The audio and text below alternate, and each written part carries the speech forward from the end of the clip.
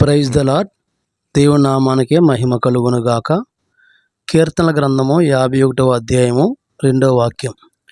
నా దోషము పోవునట్లు నన్ను బాగుగా కడుగుము, నా పాపము పోవునట్లు నన్ను పవిత్రపరచము. చాలా అద్భుతమైన ప్రార్థన దావీదు గారు చేస్తున్నట్లు మనం చూస్తున్నాం. నా దోషము పోవునట్లు నన్ను బాగుగా కడుగన్నాడు. ఎంత అద్భుతంగా ఉందన్నమాట. ఈరోజు ఎన్నో దోషాలు మనం చేస్తూ ఉంటాం. తలంపుల ద్వారా, ఆలోచనల ద్వారా, క్రియల ద్వారా ఎన్నో పాపాలు చేస్తూ ఉంటాం. కానీ ఎప్పుడైనా నీ దోషముల గురించి, నీ పాపముల గురించి ఆయన పాద పీఠం ఎదుట సాగిలపడుతూ ఆయన పాదాలు పట్టుకుని కన్నీరు కార్చి, నా పాపాలను క్షమించు, నా అతిక్రమాలను క్షమించు, నా దోషాలను క్షమించు అని ఎప్పుడైనా అడుగుతావా నీవు? ప్రతి ఆదివారం ప్రార్థనకి రావటం ఇలాగ మధ్యలో ఎన్నో దోషాలు, పాపాలు మనం కట్టుకుంటూ ఉంటాం.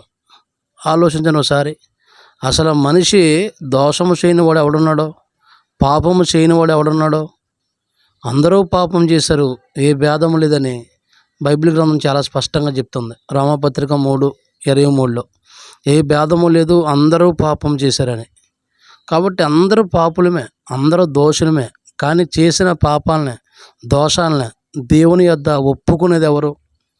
నా దోషము పోవునట్లు నన్ను బాగుగా కడుగన్నాడు. బాగా కడిగిన ఎందుకన్నాడంటే, దావీదు చేసిన ప్రతి పనిని దేవుడు బాగా చూశాడు. అందుకనే నేను చేసిన ప్రతి పనిని నువ్వు బాగా చూసావు కాబట్టి నా దోషాలు, నా పాపాలు బాగా కడుగంటున్నాడు. 139వ కీర్తన 3వ వాక్యంలో, నా నడకను, నా పడకను నువ్వు పరిశీలించుచున్నావు, నా చర్యలన్నిటినీ నీవు బాగుగా ఎరిగి ఉన్నావు. నీ చర్యలన్నిటినీ దేవుడు బాగుగా ఎరిగాడు. నీ క్రియలన్నిటినీ దేవుడు బాగుగా ఎరిగినవాడు. కాబట్టి ఆయన యొద్దకు వెళ్ళి నీ పాపాలు ఒప్పుకోవాలి తప్ప నీ పాపాలు నువ్వు దాచిపెట్టుకోకూడదు.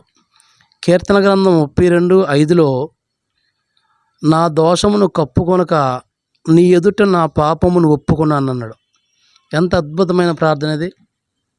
ఈరోజు అందరూ దోషాలు కప్పుకుంటూ, చేసిన పాపాలు కప్పుకుంటూ నీతిమంతులుగా, పరిశుద్ధులుగా, యథార్థవంతులుగా లోకంలో చలామణి అయిపోతున్నారు. కానీ వీళ్ళకి తెలియని విషయం ఏంటో తెలుసా? దోషాలనే నువ్వు కప్పుకుంటే, నువ్వు పాపాలను కప్పుకుంటే నువ్వు ఏ విషయంలో వర్ధిల్లలేవు. బైబిల్ గ్రంథం అదే చెప్తుంది. నువ్వు ఏ విషయంలో కూడా వర్ధిల్లవు. నీ దోషాలని, నీ పాపాలని నువ్వు ఒప్పుకున్నప్పుడే ఆధ్యాత్మికంగా వర్ధిల్లుతావు. అందుకనే సామెతల గ్రంథం 28:13లో, తన అతిక్రమములు దాచిపెట్టుకున్నవాడు వర్ధిల్లడు అనుంది. వాటిని ఒప్పుకొని విడిచిపెట్టినవాడు కనికరము పొందుతాడు అనుంది. కీర్తన గ్రంథం 32:1లో, తన అతిక్రమములకు పరిహారం నొందినవాడు, తన పాపములకు ప్రాయశ్చిత్తం నొందినవాడు ధన్యుడని చాలా క్లియర్గా రాయబడింది. అందుకని నీ దోషాలనే, నీ పాపాలను ఒప్పుకోవాలి. నీ దోషాలని, నీ పాపాలను ఒప్పుకోకుండా దేవుని యొద్దకు వెళ్ళి ప్రార్థించి, దేవుడి దగ్గరికి వెళ్ళి ప్రార్థించినా నాకు సమాధానం రావట్లేదు, దేవుడు నాతో మాట్లాడతలేదు అంటే దేవుడు నీతో ఎలా మాట్లాడతాడు? యెషయా గ్రంథం 59వ అధ్యాయం 2వ వాక్యంలో, రక్షింప నేరక ఎనున్నట్లు యెహోవా హస్తము కురుచ కాలేదు, విననేరక ఎనున్నట్లు ఆయన చెవులు మందము కాలేదు. మీకు మీ దేవునికి మీ దోషములు అడ్డుగా వచ్చినాయి, మీ పాపములు ఆయన ముఖమును మరుగు చేస్తున్నాయని చాలా క్లియర్గా ఉంది. దేవుడు నీతో మాట్లాడకపోవడానికే, నీకు కనిపించకపోవడానికే కారణం ఏంటో తెలుసా? ఆయన ముఖం, ఆయన ప్రత్యక్షతను చూడకపోతే కారణం ఏంటో తెలుసా? నీ దోషములు నీకు, నీ దేవునికి అడ్డుగా ఉన్నాయి. అడ్డుబండగా నిలిచిన దోషాలను తొలగించుకున్నప్పుడు ఆయన పాద పీట మీదట పడి కన్నీళ్లు కార్చి ఆయన పాదాలు పట్టుకుని క్షమించమని గోజాడి కన్నీరు కార్చినప్పుడు ఖచ్చితంగా నీ పాపాలు క్షమిస్తాడు. మత్తయి సువార్త 9:6లో, పాపములు క్షమించే అధికారం మనుష్య కుమారుడికి ఈ భూమి మీద ఉందని యేసుక్రీస్తు వారు చెప్పాడు. యేసుక్రీస్తు వారు నీ పాపాలు క్షమిస్తాడు.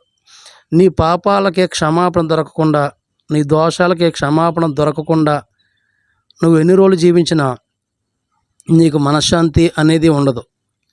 ఎందుకంటే నువ్వు గౌరవంగా తల ఎత్తుకుని తిరగలేవు. నీ దోషాలు నీ పాపాలు నిన్ను తలదించుకునేలా చేస్తాయి. అదే అంటాడు కీర్తన గ్రంథం 40:12లో, లెక్కలేని నా అపాయములు నన్ను చుట్టుకొని ఉన్నవి, నా దోషములు నన్ను తల ఎత్తుకోనివ్వకుండా చేసినాయి అని. ఆలోచించండి ఒకసారి. లెక్కలేని నీ అపాయములు నన్ను చుట్టుకున్నాయి. నీవు చేసిన దోషాల వల్ల, నువ్వు చేసిన అతిక్రమాల వల్ల, నువ్వు చేసిన పాపాల వల్ల అవి పోతాయి అనుకుంటే నీ అవివేకం, అజ్ఞానం. అవి అలాగే నీ హృదయంలో ఉంచుకొని, నీలో ఉంచుకొని దేవుని ఎంత నమ్ముకున్నా నీ జీవితానికి మేలు జరగదు. పైపెచ్చు మేలు జరగదు కదా. లెక్కలేనన్ని అపాయములు నన్ను చుట్టుకుంటే అని దావీదు అన్నాడు. నా దోషములు బట్టి లెక్కలేని అపాయములు నన్ను చుట్టుకున్నాయి, నా పాపములు, నా దోషములు నన్ను తల ఎత్తుకోకుండా చేసినాయి అని దావీదు అన్నాడు. అందుకనే నీ పాపం గురించి నువ్వు పశ్చాత్తాపడాలి. నీ పాపం గురించి దేవుని యొద్ద విచారపడాలి. పాపం చేసి దేవుని యొద్ద పాపాన్ని గురించి పశ్చాత్తాపడేవాళ్ళు, విచారపడేవాళ్ళు లోకంలో ఎవరైనా కనపడుతున్నారా? అసలు ఏమాత్రం బాధ లేదు, ఏమాత్రం వేదన లేదు, ఏమాత్రం కన్నీరు లేదు. అయ్యో నా పాపం చేశాను, నా జీవితం ఏమైపోద్ది, నా పాపాలు నా పిల్లల మీదకి వెళ్తాయేమో, నా దోషాలు నా పిల్లల మీదకి వెళ్తాయేమో, నా పిల్లల జీవితం పాడైపోద్దేమో అన్న చింత ఎంత మాత్రము లేదు. దావీదు అంటాడు 38 కీర్తన 18లో, నా పాపమును గూర్చి నేను విచారపడుచున్నాను అన్నాడు. చూడండి అంత అద్భుతమైన మాట. ఆయన సత్యాన్ని ఒప్పేసుకున్నాడు. చాలా భయం లేకుండా నిర్భయంగా దేవుని యొద్ద తన పాపాలన్నీ ఒప్పుకుంటున్నాడు. అయ్యా నేను చేసిన పాపాలు, నా దోషాలని నీకు తెలుసు, నా పాపాలని నీకు తెలుసు, నువ్వు నా దోషాలన్నీ బాగా ఎరిగి ఉన్నావు, నా క్రియలని బాగా ఎరిగి ఉన్నావు, నా నడకను నా పడకను పరిశీలించుచున్నావు. కాబట్టి నా దోషము పోవునట్లు నన్ను బాగుగా కడుగు, నా పాపమును గురించి విచారపడుచున్నాను. నిద్రపట్టక దావీదు కన్నులు గుంటలు పడిపోయినట్లుగా, మనోవ్యాకులముతో ఉన్నట్టుగా, చాలా బాధలు అనుభవించినట్లుగా మనకు వాక్యంలో కనపడుద్ది.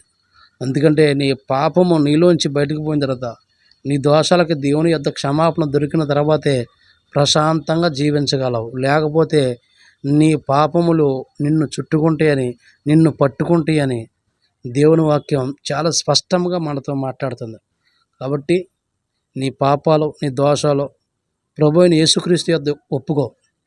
ఆయన నమ్మదగిన వాడు, నీతిమంతుడు. కాబట్టి నీ ప్రతి పాపమును ఆయన రక్తంలో కడిగి నిన్ను పవిత్రపరుస్తాడు.